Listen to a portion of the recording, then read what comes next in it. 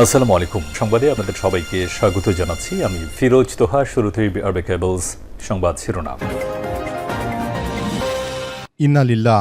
জানিয়ে দিব আমাদের হাতে থাকা সর্বশেষ গুরুত্বপূর্ণ সবথেকে তাজা আন্তর্জাতিক আপডেট সংবাদ। প্রথমেই জানিয়ে দিব ইরানের উপকূলকে শত্রুদের কবরস্থানে পরিণত করার হুমকি। ইরানের উপকূলে আগ্রাসনকারীদের কবরস্থানে পরিণত করার হুমকি দিয়েছে ইরানের ইসলামিক রেভলিউশনারি গার্ড কোর আইআরজিসির নৌবাহিনীর উপরাজনৈতিক প্রধান মোহাম্মদ আকবর জাদে। তিনি বলেছেন যে যুক্তরাষ্ট্রের সঙ্গে নতুন করে যুদ্ধ হওয়ার সম্ভাবনা কম, তবে তিনি সতর্ক করে দিয়েছেন ইরান যে কোনো হামলা প্রতিহত করতে প্রস্তুত। এরপর জানাবো যুদ্ধ থেকে বের হতে মরিয়া ডোনাল্ড ট্রাম্প ছাড় দিচ্ছে না ইরান। ইরানের বিরুদ্ধে মার্কিন যুক্তরাষ্ট্রের প্রেসিডেন্ট ডোনাল্ড ট্রাম্পের শুরু করা যুদ্ধ এখন তার জন্য রাজনৈতিক ও কৌশলগত চ্যালেঞ্জে পরিণত হচ্ছে বলে মনে করে বিশ্লেষকরা।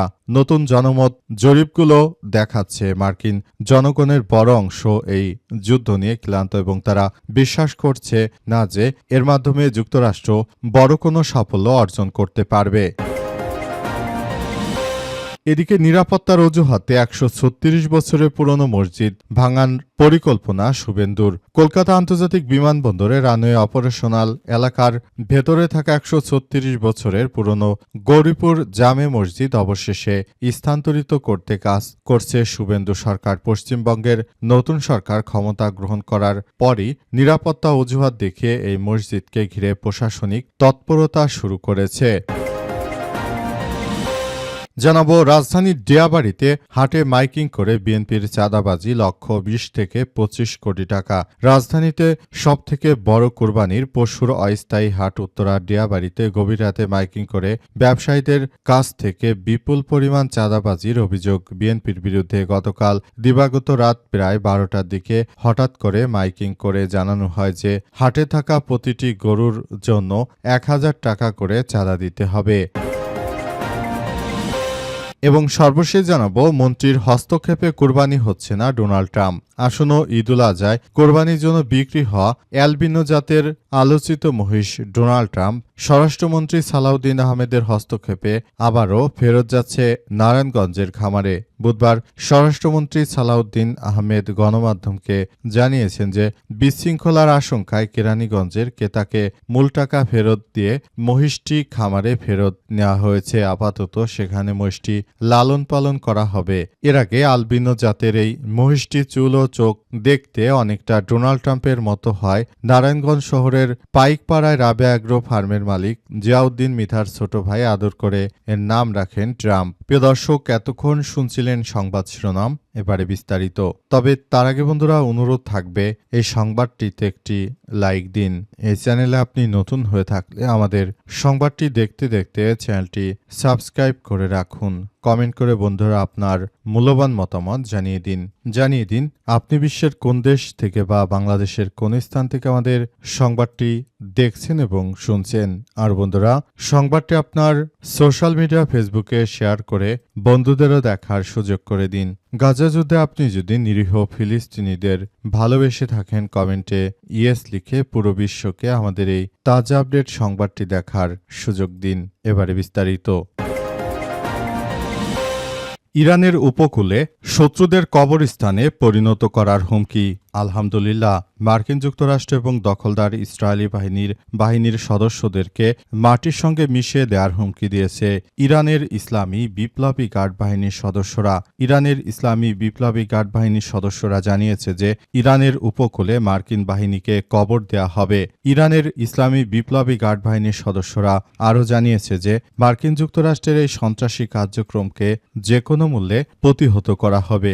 দখলদারদের একদম ধূলিসাৎ করে দেয়া হবে বলে ইরানের পক্ষ থেকে নিশ্চিত করা হয়েছে। ইরানের পক্ষ থেকে আরও জানানো হয়েছে যে যে কোনো মূল্যে মার্কিন যুক্তরাষ্ট্রের সন্ত্রাসীদের একদম ধসিয়ে দেবে ইরান। ইরানের ইসলামী বিপ্লবী গার্ড বাহিনীর নৌবাহিনীর কমান্ডারেরা আজ এসব বিষয় নিশ্চিত করেছে। তারা এও জানিয়েছে যে যে কোনো মূল্যে মার্কিন যুক্তরাষ্ট্রের এই সন্ত্রাসীবাদকে একদম প্রতিহত করা হবে। তারা ভবিষ্যতে যেন আর এই ধরনের কোনো সন্ত্রাসী কার্যক্রম চালাতে না পারে সেই বিষয়গুলোকে খুবই গুরুত্ব সহকারে দেখভাল করতে হবে এবং দখলদারেরা যেন কোনো ধরনের সন্ত্রাসী কার্যক্রমে যুক্ত হতে না পারে সেই বিষয়গুলোকে তারা খুবই গুরুত্ব সহকারে দেখছে। মার্কিন যুক্তরাষ্ট্র শুরু থেকে ইরানের বিরুদ্ধে যে সন্ত্রাসী কার্যক্রম তারা শুরু করেছিল এটি আসলে কোনোভাবেই গ্রহণযোগ্য হতে পারে না। তাই মার্কিন যুক্তরাষ্ট্রের বিরুদ্ধে পৃথিবীর ইতিহাসে সবথেকে ভয়াবহ আক্রমণ শুরু করেছে ইরানের ইসলামী বিপ্লবী গার্ড বাহিনীর সদস্যরা। যুদ্ধ থেকে বের হতে মরিয়া ডোনাল্ড ট্রাম্প ছাড় দিচ্ছে না ইরান। আলহামদুলিল্লাহ, ইরানের বিরুদ্ধে মার্কিন যুক্তরাষ্ট্রের প্রেসিডেন্ট ডোনাল্ড ট্রাম্প শুরু থেকে যে ধরনের সন্ত্রাসী কার্যক্রম চালিয়েছিল সেগুলোকে একদম প্রতিহত করে দেওয়া হয়েছে। মার্কিন যুক্তরাষ্ট্র শুরু থেকে ইরানের বিরুদ্ধে যে সন্ত্রাসী কার্যক্রম শুরু করেছিল সেগুলো একদম ধ্বংসস্তূপে পরিণত হচ্ছে। যে কোনো মূল্যে মার্কিন যুক্তরাষ্ট্রের এই সন্ত্রাসী কার্যক্রমগুলোকে একদম ধসিয়ে দিচ্ছে ইরানের ইসলামী বিপ্লবী গার্ড বাহিনীর সদস্যরা। মার্কিন যুক্তরাষ্ট্র তারা শুরু থেকে মনে করেছিল হয়তো তারা ইরানের বিরুদ্ধে শক্ত পদক্ষেপ গ্রহণ করতে পারবে, কিন্তু ব্যাপারটি সম্পূর্ণ ভিন্ন দিকে চলে গেছে। এখন যুক্তরাষ্ট্রের সেনাদেরকে চরমভাবে শিক্ষা দিচ্ছে ইরান। এ কারণে মূলত মার্কিন যুক্তরাষ্ট্রের প্রেসিডেন্ট ডোনাল্ড ট্রাম্প তিনি আসলে সবকিছু করছেন, তবে এখন পর্যন্ত তার কোনো কার্যক্রমই সফল হচ্ছে না। সবকিছু ধূলিসাৎ করে দিচ্ছে ইরানের ইসলামী বিপ্লবী গার্ড বাহিনীর সদস্যরা। ইরান এমন একটি সেনা সদস্যের দল তৈরি করেছে যারা আল্লাহ ছাড়া কাউকে ভয় পায় না। তারা একমাত্র আল্লাহর কাছেই তারা মাথা নত করে, তাছাড়া কোনো মানুষের কাছে তারা মাথা নত করে না। তারা এমনভাবে কার্যক্রম চালাচ্ছে যে বিষয়গুলো আসলে সবার জন্য খুবই খারাপ কিছু বয়ে আনছে এবং এই বিষয়গুলো অত্যন্ত জটিল আকার ধারণ করেছে। ইরান এদেরকে চরমভাবে ধূলিসাৎ করে দিচ্ছে। নিরাপত্তার অজুহাতে ১৩৬ বছরের পুরনো মসজিদ ভাঙার পরিকল্পনা শুভেন্দুর। কলকাতা আন্তর্জাতিক বিমানবন্দরে রানওয়ে অপারেশনাল এলাকার ভেতরে থাকা ১৩৬ বছরের পুরনো গৌরীপুর জামে মসজিদ অবশেষে হস্তান্তরিত করতে কাজ শুরু করেছে শুভেন্দু। পশ্চিমবঙ্গের নতুন সরকার ক্ষমতা গ্রহণ করার পরই নিরাপত্তার অজুহাত দেখিয়ে মসজিদকে ঘিরে প্রশাসনিক তৎপরতা শুরু হচ্ছে। মঙ্গলবার বিমানবন্দর কর্তৃপক্ষ ও জেলা প্রশাসনের কর্মকর্তারা মসজিদ পরিদর্শন করেন। বুধবার উত্তর ২৪ পরগনা জেলার দপ্তরে বৈঠকে বসেছে প্রশাসন, বিমানবন্দর কর্তৃপক্ষ এবং মসজিদ কমিটির প্রতিনিধিরা। কলকাতার বিমানবন্দর অধিকর্তা এবং বিক্রম সিং জানিয়েছেন যে বিমানবন্দরের ভেতরে এই মসজিদের উপস্থিতি দীর্ঘদিন ধরেই সমস্যার সৃষ্টি করছে। ফ্লাইট পরিচালনায় একাধিক সীমাবদ্ধতা তৈরি হচ্ছে, এ বিষয়ে আলোচনা করা হয়েছে। এদিকে মসজিদ কমিটির পক্ষ থেকে বলা হয়েছে যে মসজিদ ভেঙে ফেলার বিষয়টি শুধুমাত্র স্থানীয় কমিটির সিদ্ধান্তের সম্ভব নয়। তারা এ বিষয়ে Darul Uloom Deoband, All India Muslim Personal Law Board এবং জমিয়তে উলামায়ে হিন্দের মতো সংগঠনের মতামতের উপর নির্ভর করতে চায়।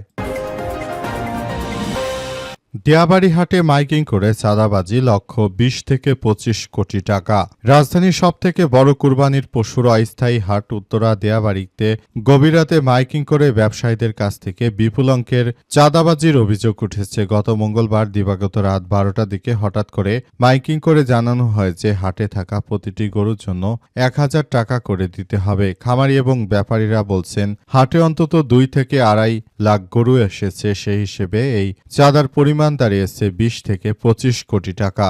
ইজারাদার প্রতিষ্ঠান এসএফ কর্পোরেশনের কর্মীরা কখনো একে শেড খরচ আবার কখনো বকশিস হিসেবে দাবি করে ব্যবসায়ীদের কাছ থেকে টাকা হাতিয়ে নিচ্ছে। উত্তরার দিয়াবাড়িহাটে গতকাল মঙ্গলবার সরেজমিনে গিয়ে বিভিন্ন ব্যাপারীদের সঙ্গে কথা বললে তারা এই অভিযোগ করেছে। পাবনা পশু চিকিৎসক আজিজুল হক জানান, হাটে পানি নিষ্কাশনের অব্যবস্থাপনা, কাদা পানি আর টয়লেট সংকট সহ নানা অব্যবস্থাপনার কারণে এমনিতেই পশুর দাম কম, যার ফলে তার ১৩টি গরু প্রায় ২.৫ লক্ষ টাকা লোকসান হয়েছে।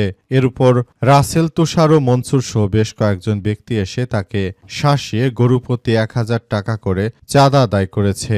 তার মতে হাটে আসা অন্তত 2 থেকে 2.5 লাখ গরু থেকে এভাবে টাকা তোলা হলে চাঁদাবাজির পরিমাণ দাঁড়াবে প্রায় 20 থেকে 25 কোটি টাকা।